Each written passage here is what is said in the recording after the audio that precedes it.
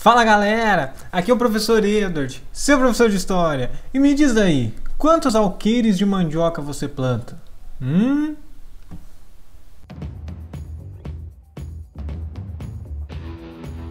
Isso mesmo, diferente dos outros países da América que quando conquistaram sua independência se tornaram repúblicas democráticas, o Brasil mudou para não mudar. Isso é uma marca do nosso país. Passou de uma colônia monárquica que tinha um rei, o rei absoluto que mandava em tudo, para um império monárquico com todas as caras de absoluto e, mais ainda, comandado por um português. Sim, o primeiro imperador e o segundo, os dois imperadores que nós tivemos no Brasil, são portugueses, são descendentes de portugueses.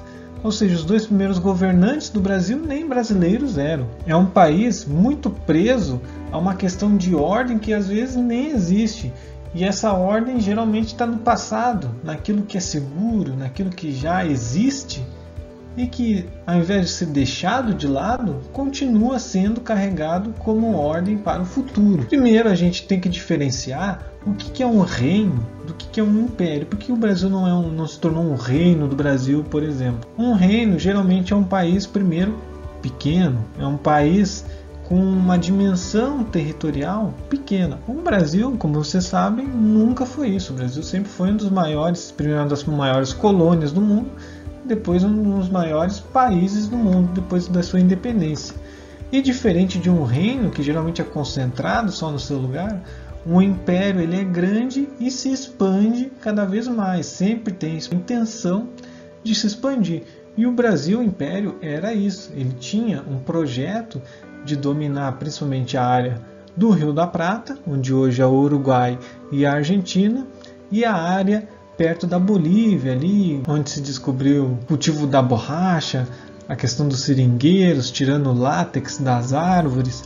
Então o Brasil sempre tinha uma intenção de se expandir por toda a América, o que gerou muitas guerras e muitas brigas com seus vizinhos, que algumas inimizades duraram por todo o século XX, mesmo depois do Império.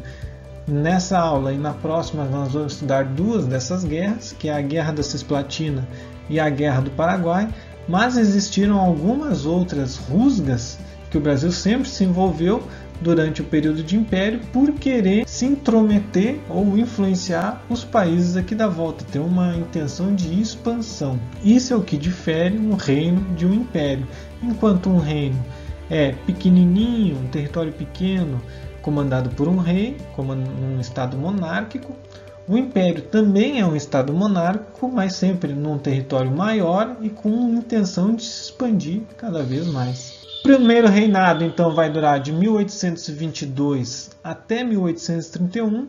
O Brasil vai adotar esta bandeira aqui, que é muito parecida com a bandeira atual e que homenageia principalmente o seu passado português. Mais uma vez, olha só, nós temos aqui a cruz das navegações portuguesas, que também homenageia o cristianismo, um símbolo muito utilizado por Portugal, a cruz de Malta, né?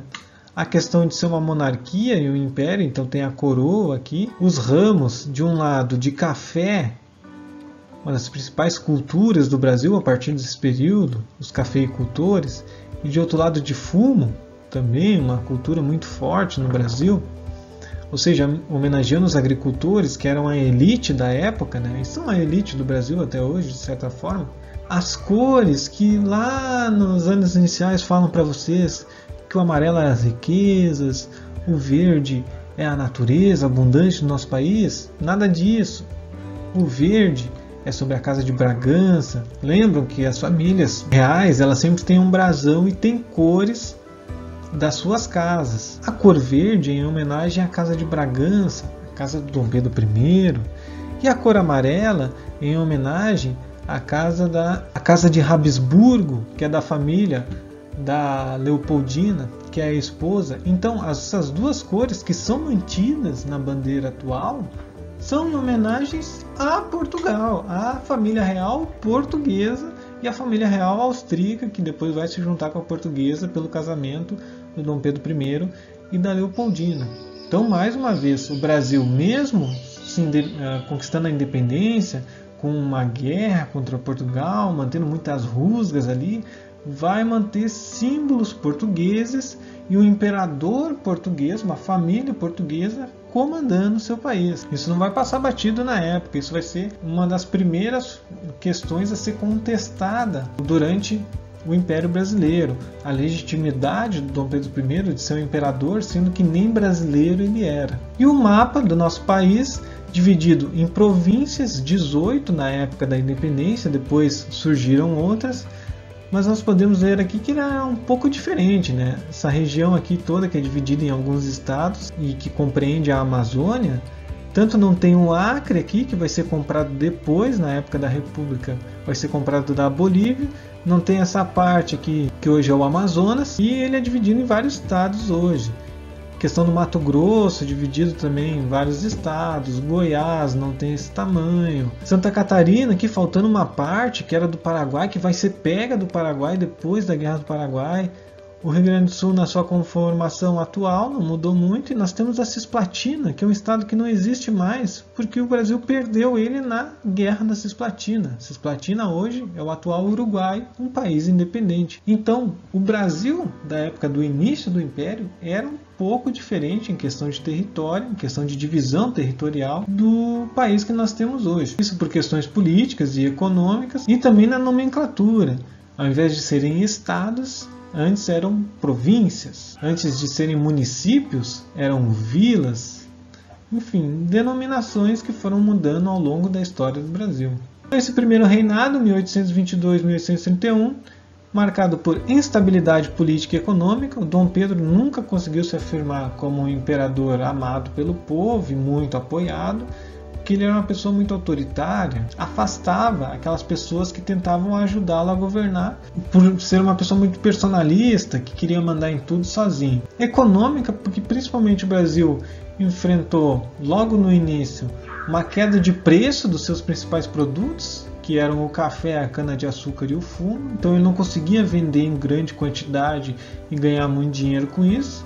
E também porque se meteu em muitas guerras, principalmente duas, que é a Guerra da Cisplatina e a Confederação do Equador. A Confederação do Equador não aconteceu no país Equador, mas aconteceu aqui dentro, em Pernambuco. Mais uma vez Pernambuco metido em uma guerra, querendo se separar do Brasil. O Império conseguiu controlar essa guerra, porém gastou muito dinheiro nisso. Nessa época não existia um exército brasileiro, mas sim guardas locais que eram como se fossem milícias armadas dos grandes fazendeiros. Quando o Império precisava de uma ajuda em alguma guerra, contratava essas milícias desses fazendeiros para lutar pelo Império. Só que se o fazendeiro fosse contra o próprio Império, ele ia ter também quase um exército para lutar contra o Brasil. Então isso gerava muitas complicações e foi uma das motivações para ser criado um exército profissional no Brasil lá na Guerra do Paraguai depois.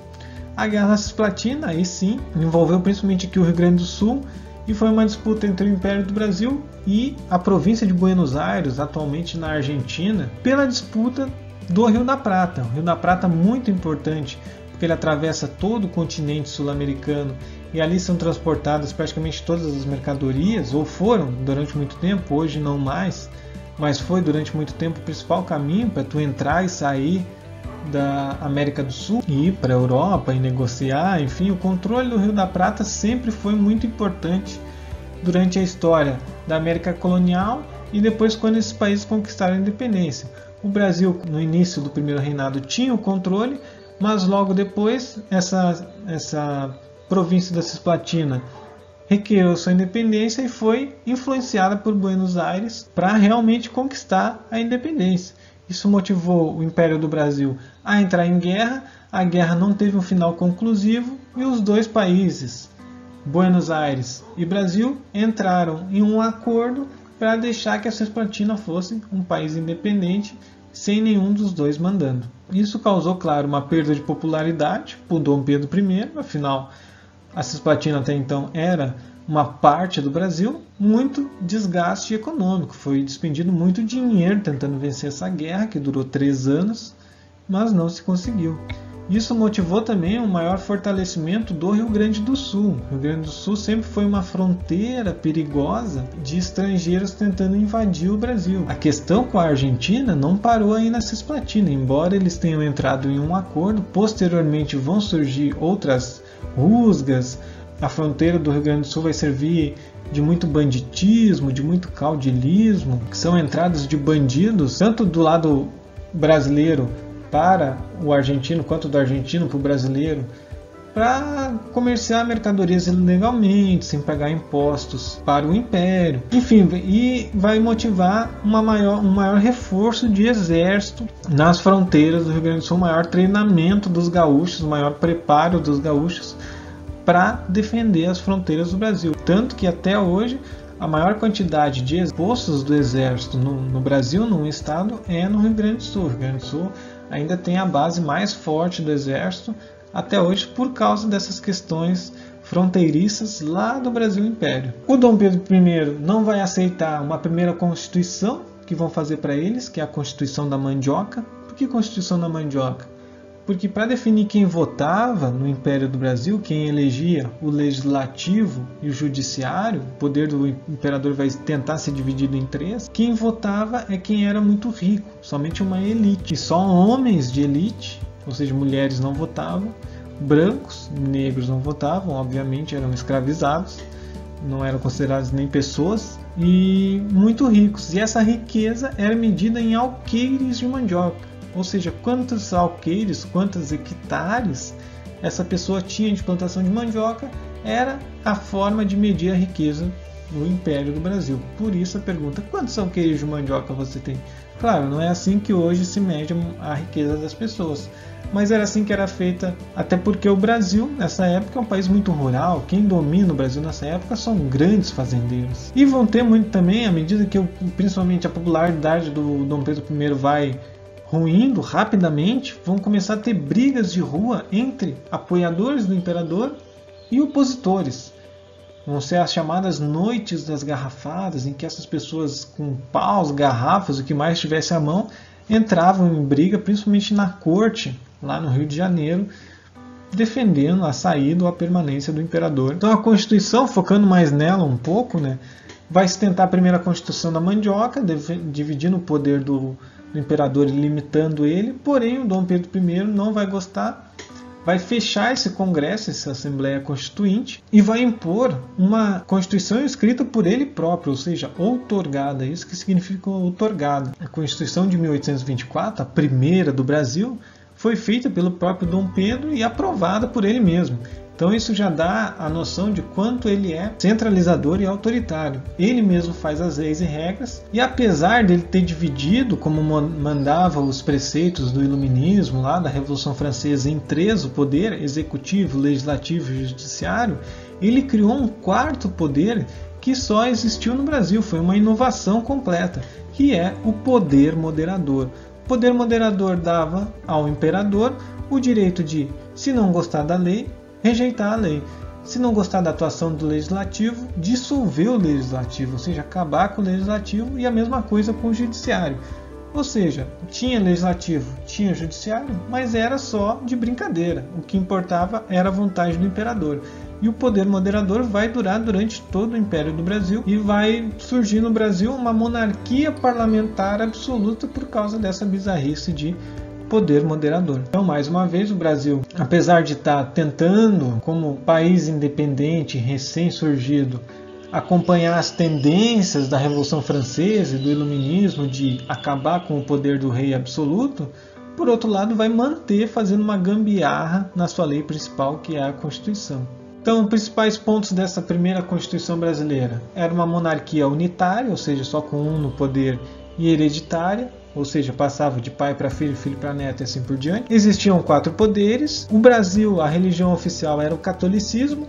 As outras religiões eram permitidas em cultos caseiros, porém não públicos. Então, se a pessoa fosse do candomblé, fosse da Umbanda, ou mesmo fosse budista, ou fosse protestante, evangélico, não podia professar essa fé em público, só podia ter igrejas católicas. Definia quem era considerado cidadão brasileiro. Esse conceito de cidadão é muito importante porque diz quem é realmente que tem direitos no país.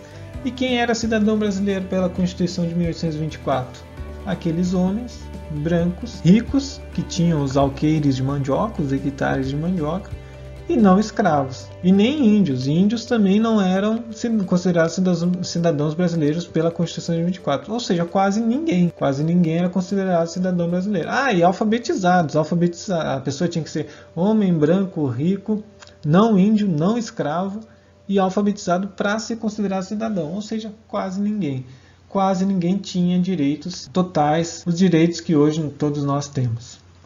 Essa questão de quem é considerado cidadão não vai parar aí, vai durar durante muito tempo, mesmo depois da República. As eleições eram censitárias e indiretas. Censitárias quer dizer que eram só um determinado grupo, esse grupo que eu já falei, e indiretas porque não elegiam diretamente o imperador, elegiam o legislativo e o judiciário, que poderia ser dissolvido a qualquer momento. O imperador era inimputável, não podia responder judicialmente por seus atos, ou seja, mesmo que ele cometesse o crime, ele não poderia ser julgado por ninguém, porque ele era o julgador maior de todos. Enfim, o poder moderador esculhambava tudo, o imperador que mandava, e era isso. Era, na prática, uma monarquia absolutista, o Brasil do primeiro reinado. Então, na atividade dessa semana, após ler o texto com atenção, vocês vão responder as questões abaixo. Como a Constituição do primeiro reinado concebia a figura do imperador? Questão do poder moderador, pessoal. Quais foram os dois conflitos ocorridos durante o primeiro reinado? Um interno e o outro externo. Qual a consequência da Guerra da Cisplatina para o Brasil? Perdemos alguma coisa. Olha lá no texto. Quais são os 3 períodos em que é dividido a história do Brasil Império? Tem lá no texto também. Certo? Então é isso, pessoal. Essa foi a videoaula dessa semana. Se vocês ficaram com alguma dúvida, me chama lá no WhatsApp. Tá certo? Tchau, tchau.